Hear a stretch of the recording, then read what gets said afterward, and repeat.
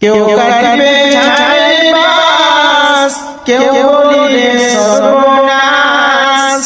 কেউ কাটিবে ঝাড়ে বাস, কেউ বলিবে সর্বনাশ। কেউ আবার করবে গরম পানি মা জননী, যেদিন তোমায় ছেড়ে যাব আমি, যেদিন তোমায় ছেড়ে যাব আমি মা জননী, যেদিন তোমায় ছেড়ে যাব আমি।